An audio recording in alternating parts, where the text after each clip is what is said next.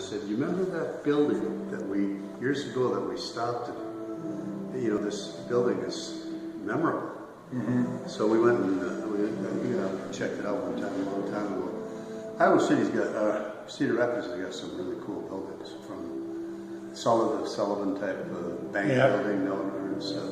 Yeah, and you know, the thing is that we had two great, we still have two great Sullivans in this town, but we had also a great number of the artists that were taught by him. Yeah. You know, and the Methodist Church that's here, Frank Lloyd Wright was his assistant on that one, and you can tell Frank Lloyd Wright's prairie style was almost absorbed from, you know. Well, it's, it is really, I don't think most people in the United States or the world understand the background in terms of art and architecture of Cedar Rapids. No. Pretty special place, you know. No. Or I think a lot of times, a lot of people miss Iowa in general. Yeah. They don't understand that when we came into the Union, to a million, we were the fastest state ever. Yeah. And the fastest state between 1 million and 2 million. Yeah. And all of a sudden, we were the California. Yeah. We had 26 congressmen. 26 congressmen from here. No coast though. No, I know. It just kept going, and that was the problem. That was, but it really was an incredible time for Iowa. And then we had a pre-fall here before the Depression. Yeah. And actually pre-farm crisis even. You know, Stone City, places like Stone City, that were vibrant right up to about 1910, 1915. Yeah. Then all of a sudden they just took a dive. Well, I got to tell you, my wife's grandmother lived to be 93, and she lived with her family. And it's interesting. She came to Iowa City in an open wagon, and there were lots of Native American tribes down the road type of a deal, where everybody kind of knew that sort of thing. And she lived to see a man walk on the moon, and that's quite a span. Yep, absolutely. So yeah, Iowa was a great place. So talking about a span, Robert, when did you start playing? When I was 13 years old, I got struck by an automobile, and my father bought me a guitar to kind of do rehab on my arm. And I got interested in rock and roll and Buddy Holly and Elvis Presley. And it's interesting, I talk about this. Back in those days, there wasn't such a multitude of divisions of types of music. For example, you could play on a given night. You could play Elvis or Chuck Berry or Little Richard, or you could play at Buddy Holly, or you could play Johnny Cash, and no one would think anything of it. It was all part of the music of that time, in the 50s. What's happened is everything has become so specialized in different types of genre that, and that's one of the things that I talk about occasionally from on stage. Since I was raised in northern Wisconsin, my first music was polka and schottisch. And my second music was Hank Williams. And my third music was the rock scene of the 50s. And then I eventually moved toward blues. But even to this day, I don't feel tied to a specific type of music. I like everything. Good music is good music, they say, and I believe that's true. I know you've played all over and played lots of greats, but tell me, what does it feel like to open for somebody like John Lee Hooker or Alan Wolf or Muddy Waters? Well, I was very... I mean, I realize you were still in your youth. Yeah. But you had to admire these people. Oh, for sure. But admiration doesn't necessarily mean adulation. No, I know. I felt really comfortable with these people. I mean,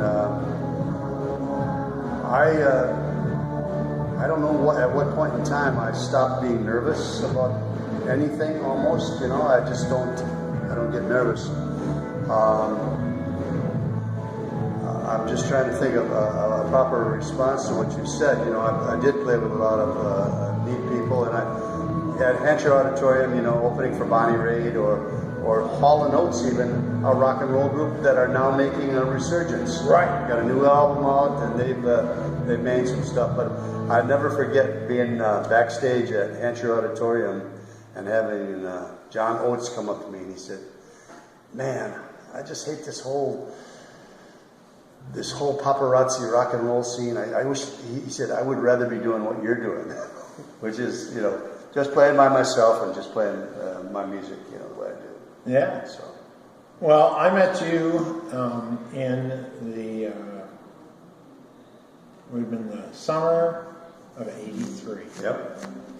And I came back to Iowa. Right. And I'd been out in Los Angeles, and I was kind of lost. I was coming back here with my first wife and child, knowing that it was either going to make my marriage or break my marriage. And I'd been on a 5-year writing hiatus. I hadn't written a song in 5 years. And out in LA, I'd stopped progressing. I'd stopped listening to things. I'd go to clubs, and I just had a real poison deaf ear. And I came back here and went out to Stone City. On Thursday nights, you decided we're going to play jug band. Yeah, exactly right. And even though I knew what jug band music was, my only real recollection was like the Darlings on Andy Griffith. Oh yeah. Now that you mentioned that, I do remember that. And so then I went out and I loved it. Yeah. And there's something about it that it was about 8 weeks that we were playing all the time. Yeah. And it unlocked all sorts of other music for me. I was able to go back and enjoy some punk, new wave, and hardcore stuff that I wasn't enjoying, and then the next thing I know, I was writing. That's good. I'm glad to hear that. Well, that worked. I look at you saved my musical life. No, I've just been enjoying it. I'm 75 now. Just had my 75th birthday not long ago. I'm way older than this young man. His birthday is my senior. Yeah, but still going, still loving it, still playing. I just finished. I'm going to debut a new song that I just finished today. That's great. Yeah. But I'm not a prolific writer. I've only got a couple hundred original songs, which it sounds impressive until you realize that's in 45 years. I know. So 50 years, something like that. So it's a couple of songs a year is all I'm not really that prolific a songwriter. Well, I cannot thank you enough for coming and playing on my birthday. I wouldn't miss it, man. I think it's a great honor and a pleasure to celebrate your 60th, There you go. And I hope you got a lot more in you. Me too. When I first saw you were playing back in the area, the first thing I said when I went to see you was like, man, I hope I'm still doing that at his age. Yeah. Hope so too. Sounds good as you ever did. How do you do, sir? Pretty good. How you doing? Yeah. I got a bone spur in there, and I went to the Steinler people, and I told them, I said, they took the x-rays. They said, well, you got a bone spur. We can remove it, but you won't be able to play the guitar for 6 months. Yeah, fuck that.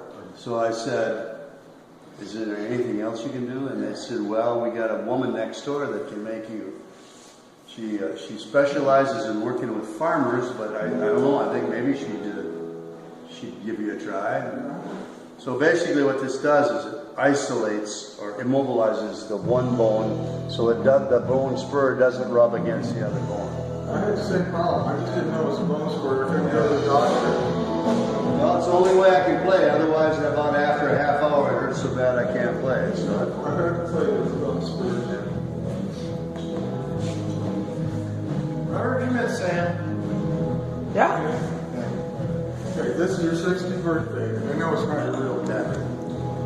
Sam, you can't ever have a birthday party like this when it's not your birthday. It's the blindest blind man I know. Is all that food yours? I mean, did you cook all of it? Oh, I know. all except the stuff that's marked IV. Yeah. Yeah. Well, I can tell because I recognize his cooking, so. Yeah. It's really good. Yeah, it's only good. Well, I'm going to get back out there. All right. Thank you so much.